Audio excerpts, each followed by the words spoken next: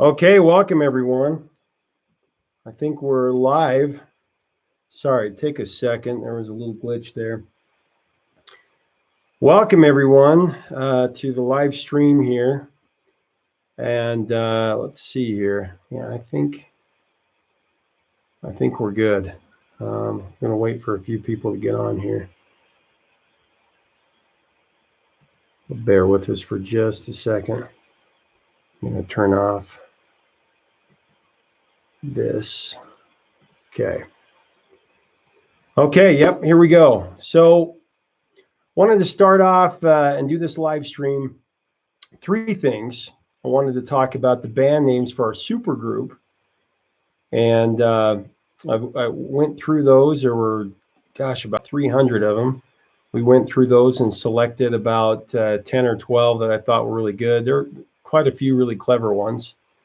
And so we're going to do that. I'm going to go through those and recognize the people. And hopefully I say your screen names right. I'm going to do my best.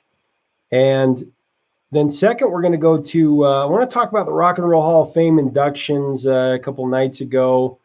Very different Rock and Roll Hall of Fame than in the past. Of course, no live performances because of COVID. And so it was interesting, though, you can actually go watch the Rock and Roll Hall of Fame speeches, the induction speeches. They're on YouTube, most of them. Thought I saw all of them except for one. I don't think I saw John Landau. Anyway, and then third of all, I want to talk about the greatest double A sides in history.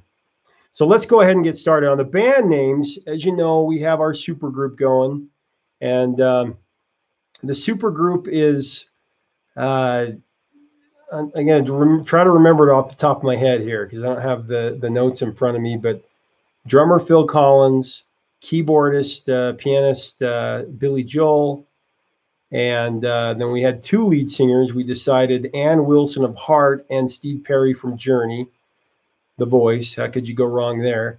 And then we had guitarist Eddie Van Halen, the late Eddie Van Halen. And since the vote happened before his passing, of course, we're going to keep him on there because it was supposed to be living musicians. But Eddie Van Halen and let's see. Who else do we have? Oh, bass guitarist Geddy Lee from Rush. And then we had David from Pink Floyd. So that was our super group. And then I threw it out there for you guys to, I don't think we came up with a producer. We didn't do a poll on a producer. Maybe we could do that later. But we decided that it was a 7-piece. And so these are some of the band names that really spoke to me and that I thought were really, really great. Zenith or Zenith, depending on which part of the country you're from. That was from Hopeful 7895 and Rick. I hope I'm saying this right, Rick. Rick Froshower. I think so. There was also Pantheon. I thought that was cool. That was Justin YouTube and Rick Froshower.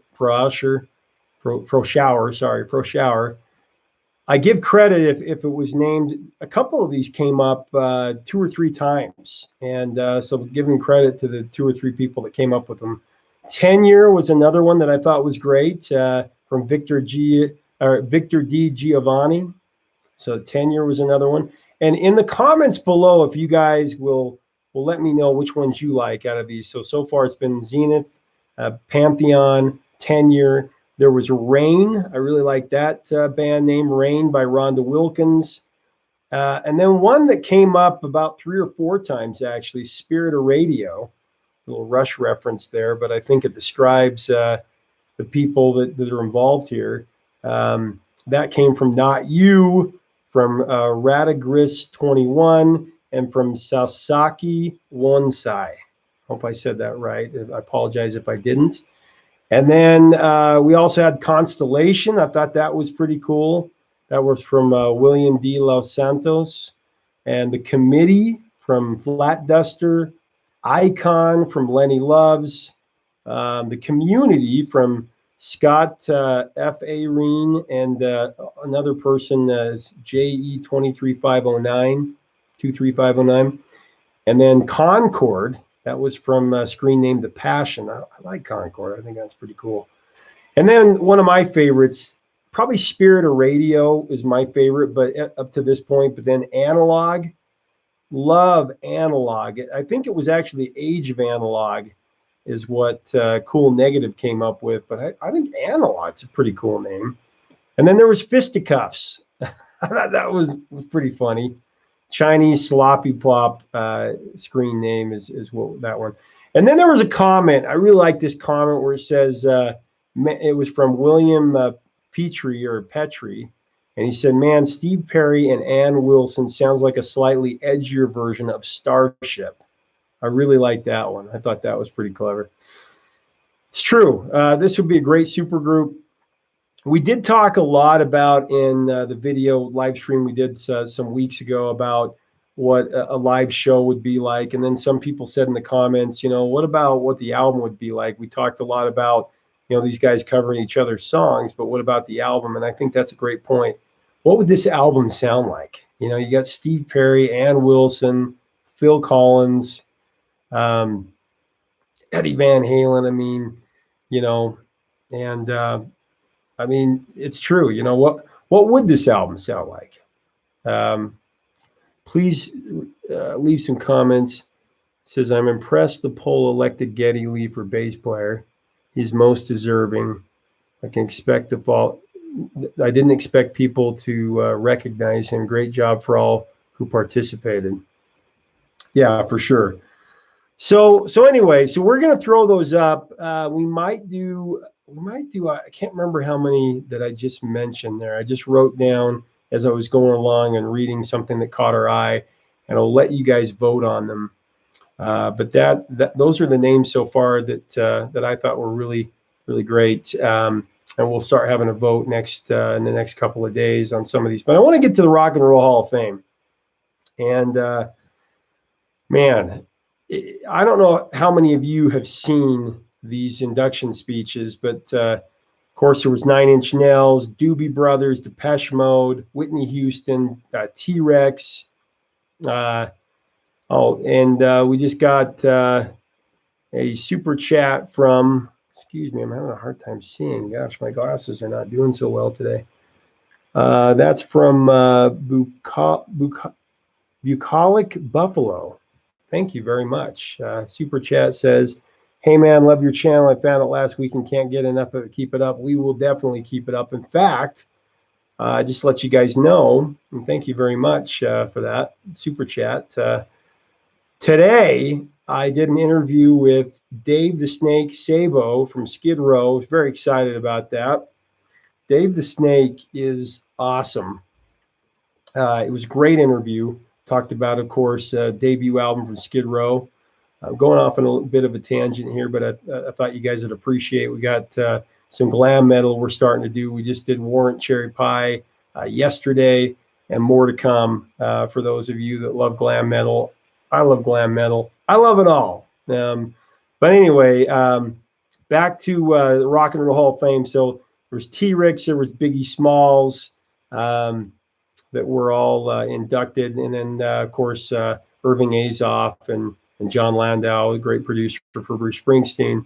That's who was inducted. And then, Trent Reznor, I thought he had a phenomenal speech. If you have a chance, please check it out. It's really great.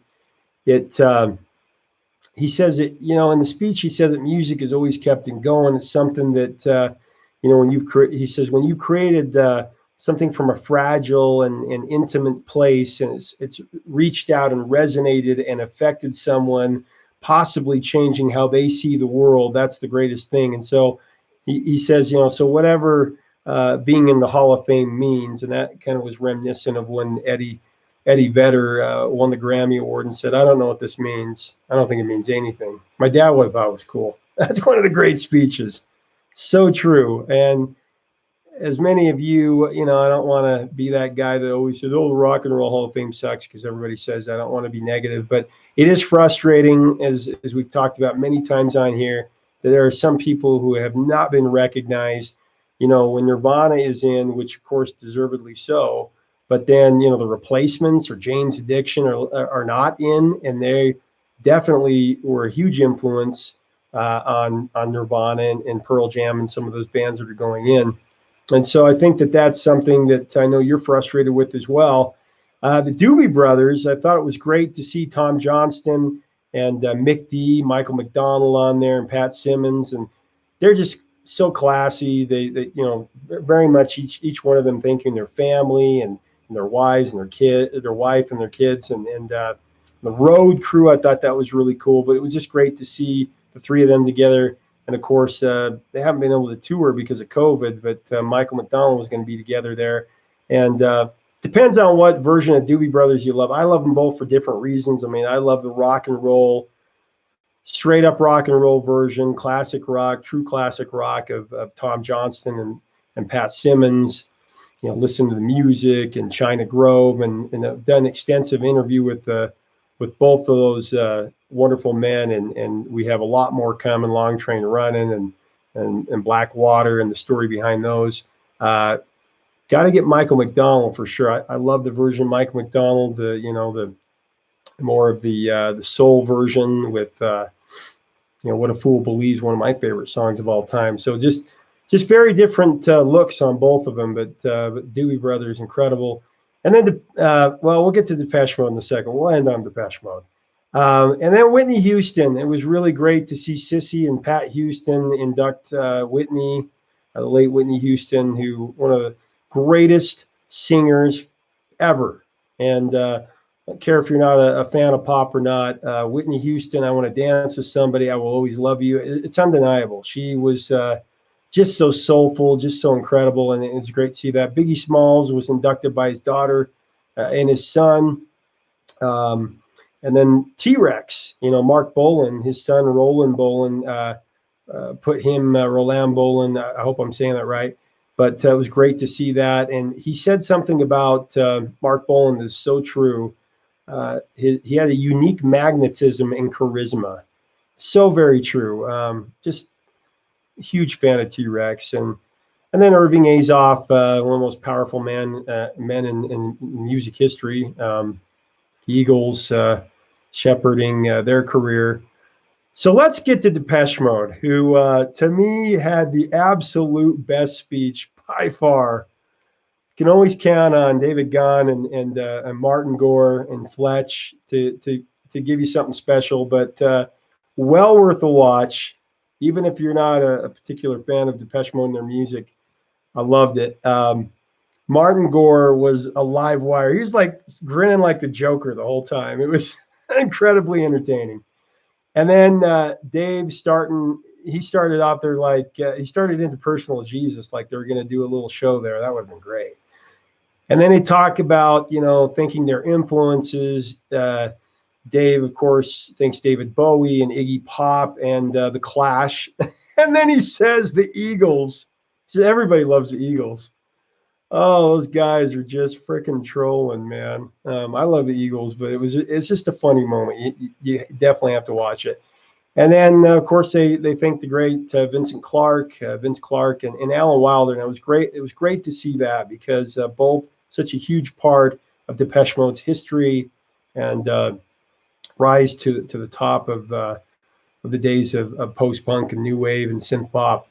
And then he says, music saved us. It helped us to feel normal and come together.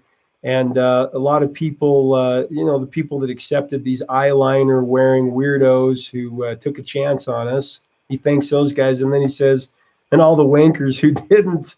It was great. And then they think, families and kids and their parents. And I thought that was a really nice touch. I don't know if anybody else think their parents, but I love Depeche Mode. I think they're one of the greatest bands ever. And they just speak to all of us. I know I'm not alone in that. So anyway, I thought it was great speeches. Again, check out Depeche Mode. Check out Trent Reznor, 9 Inch Nails. I thought those were the two best. Doobie Brothers' speech was really great as well. Now, as far as Rock and Roll Hall of Fame goes for 2021, I don't know when they're going to announce. They usually at this point have announced the class of 2021, unless I missed it. I'm kind of like Trent Reznor. I don't know what the Rock and Roll Hall of Fame means anymore, but whatever.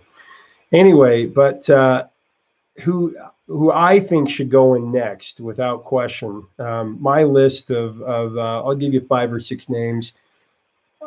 Toto. Toto absolutely deserves to be in the Rock and Roll Hall of Fame. I've done a video of it. Steve Lukather and company played on some of the biggest albums ever, and not just what they did with Toto.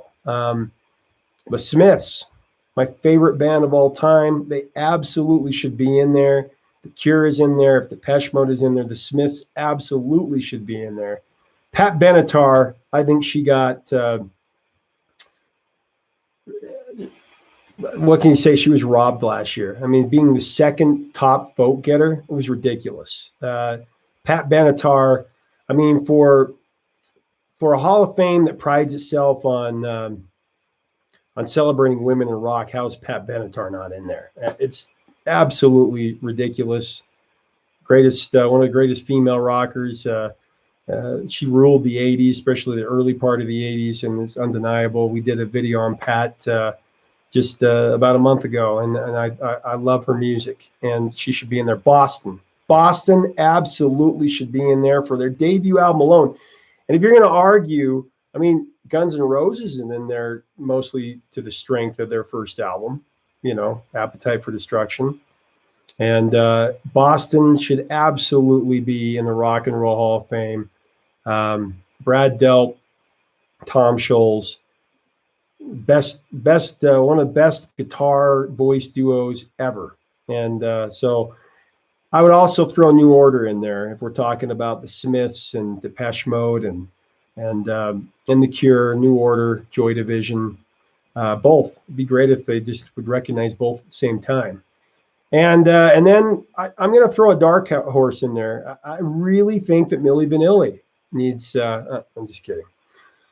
But anyway, you know what I'm saying. Toto, the Smiths, Pat Benatar, Boston, New Order, absolutely the next that should be in there, the next artist. So let's get into the double A sides, greatest double A sides ever. And as I read some of your comments, I've been kind of zipping back and forth from yesterday when I posted this. There's a lot to get done with the interview today and preparing to get enough videos going so we go into the Thanksgiving season here. I thought, if I just do the greatest A-side, double A-sides of all time, and most people were saying this in the comments, not Depeche Mode, the Beatles. I saw a lot of, and of course, my number one double A-side of all time would be a Beatles song. And I threw people off a little bit with the graphic yesterday because that Hello, Goodbye, I Am the Walrus would not be my number one. My number one would be Penny Lane, Strawberry Fields Forever. Strawberry Fields Forever is probably my favorite Beatles song of all time. Now, it's interesting because growing up, my dad was always a McCartney guy, and my dad influenced my musical taste and a lot, played all those records when I was growing up. I was a McCartney guy. I would say that Paul McCartney is my favorite Beatle ever. Always loved his melodies. He's the king of melody. But then if I started to think about what are my favorite Beatles songs of all time, and I started to list them, and my top 3 would be probably In My Life, Strawberry Fields Forever, and Norwegian Wood, and they're all John Lennon songs. So, I mean, there you go. Of course, there's Hey Jude and Let It Be, and Paul had his share, Day in the Life, but most of these are John Lennon songs. So it's interesting because Paul's always been my favorite Beatle, but if I list my top 10 Beatles songs of all time, which I'll do someday, a lot of them are John Lennon songs and a couple of George Harrison's in there as well. So, but Penny Lane and Strawberry Fields Forever, the greatest double A-side of all time, in my opinion. Argue with me. I would love to hear in your comments what you think about that, because this top 5, if we did a top 5, which I was going to do a top 5, but then I thought they would all be Beatles double A-sides, because the Beatles, I mean, you go with Hey Jude, Revolution. You could go with Come Together, Something, which one of the greatest love songs of all time. Hello, Goodbye, I'm the Walrus. Penny Lane, Strawberry Fields Forever. I want to hold your hand. I start standing there, uh, and even a song like "And I Love Her" and "If I Fell," two great love songs together. The Beatles were the kings of the double A side. So if we did that, it'd just be a Beatles list. So I thought, why not go decade by decade? So that's what I'm going to do right now. In the 1950s, one song, one double A side that I believe could give the Beatles a run for their money was "Strawberry Fields Forever," Penny Lane, "Strawberry Fields Forever." And that's another interesting thing about Paul and John is if you read the history, they were always kind of battling for that A side. Um, and that's what you see. And you see that friendly competition because the Beatles hardly ever wrote with each other. A lot of people falsely believe that John, and because it all said Lennon and McCartney, that they did work together on most of those songs. The truth is they really didn't. Anyway, we can talk about that at another time. But one track that I think, or one single that I think could give them a run for their money is Elvis Presley, the king of rock and roll, one of my favorites ever. "Don't Be Cruel" and "Hound Dog." That double A side. I mean, talk about starting the rock and roll revolution right there, with "Don't Be Cruel" and "Hound Dog." And then let's see, John Mellencamp is in the Rock and Roll Hall of Fame. Yes, he is. John Mellencamp is. I'm trying to get to some of your Kraftwerk. Trying to get to some of your comments here, but let's talk double A sides. So what are some of your double A sides? You shared some of them in the comments below. It really is if you're trying to choose between the Beatles. So what I decided to do, we'll go decade by decade right now. I'll talk about the 50s. I'll name one from each decade, and then I'll name a couple of honorable mentions. So double A side for 1950s, number one, like I said, "Don't Be Cruel," "Hound Dog," Elvis Presley. That was rock and roll. I mean, that was the big boom of rock and roll right there. And then I really feel like Donna and La Bamba, Richie Valens. I love Richie Valens. And when I was a kid, I saw La Bamba in the theater, and that blew my mind. That was one of the best rock and roll movies for me to see as a kid because it just made me love early rock and roll and go do all of this research about early rock and roll. And so I really feel like that's such a Donna and La Bamba. Richie Valens only 17 years old when he sadly passed away in that plane crash at Buddy Holly. Only 17. And this kid was writing his own music. I mean, that was very rare back in the 1950s. Elvis didn't do it. He had a couple of songs that he was given songwriting credit on. For the most part, he didn't write his own music. So Donna and La Bamba, Richie Valens, and Peggy Sue and "Every Day" by Buddy Holly. "Every Day" is such a great, great song. One of my favorites ever from that era. I love the 50s. I have a special place in my heart for the music of the 50s. We haven't really done a lot out there as far as videos on the 50s because it seems like whenever I go into the 60s, those videos don't do as well. And it kind of breaks my heart a little bit because we got a lot of interviews from the 1960s. I've done the Byrds and the Animals and a lot of Motown stuff. And really, we've interviewed pretty much everybody from the 60s except for Bob Dylan, McCartney, and the Stones. Really, we've done pretty much everybody else. So let me know in the comments if you would like to see more 60s stuff, because to me, that's what influenced so much. I mean, if you love REM, you ought to love the Byrds because REM was very much influenced by the Byrds, and same thing with the Smiths and on and on and on. And Motown. I mean, Motown had a huge impact on new wave music. Most of the people I interview say that that's what inspired them more than anything. Anyway, I digress. So Peggy Sue and "Every Day," Buddy Holly. What would he have done had he have lived? I love Buddy Holly.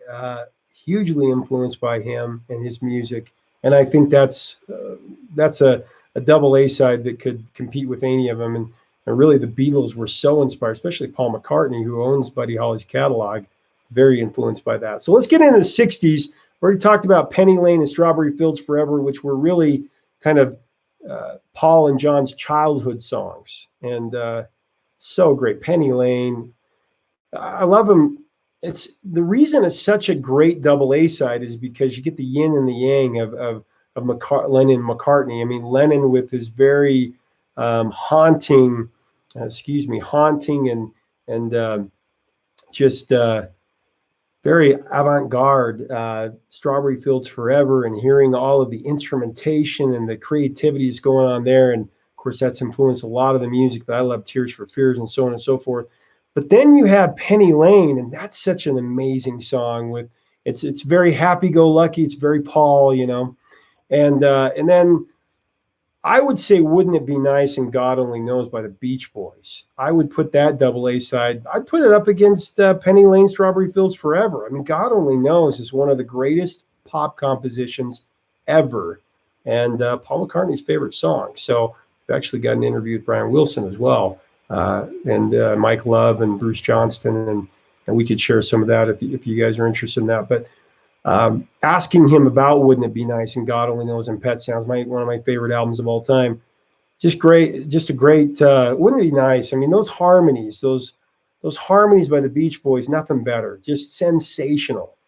And then Something and Hello Goodbye, not Something and Hello Goodbye, Come Together and Something would probably be my number 2 on the Beatles. But then you gotta look at Creedence, CCR, Creedence Clearwater Revival, Creedence Clearwater Revival. They were the American version, really, of the Beatles as far as double A sides go. They did that a lot, but I would say Down on the Corner and Fortunate Son. I mean, Fortunate Son was such a powerful song, coming when our men were out fighting in Vietnam, and what that meant to people. Down on the Corner is just we got to do a CCR video. We definitely got to do that. So anyway, those are my picks for my honorable mentions for the 60s. Going into the 70s, I'm going to name 4, and then I'll tell you what my pick is. We Are the Champions, We Will Rock You, Queen. I mean, that's just obvious. It's like you can't play one song without the other. It happens all the time. And then More Than a Feeling and Smokin' by Boston. I think that's one of the great double A sides of all time. And of course, Comfortably Numb and Hey You by Pink Floyd. Incredible. Inspired John just sent us a super chat. You, sir, are amazing. Goldfinger. Interesting. Yeah. Thank you very much, Inspired John. Appreciate that. Yeah. So, okay. So More Than a Feeling, Smokin', Comfortably Numb, Hey You.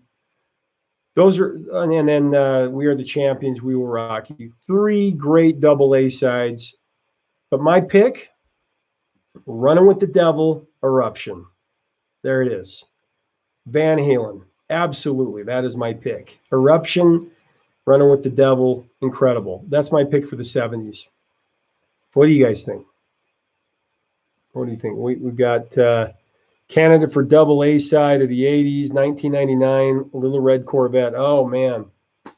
It's definitely in my 80s, which we're getting to right now, the 80s. My favorite decade, because the decade I grew up in, and, excuse me, discovered all this great music. I got to end, man. We're at 28 minutes. Okay, so in the 80s, now, a lot of people would say this is cheating, but it's not.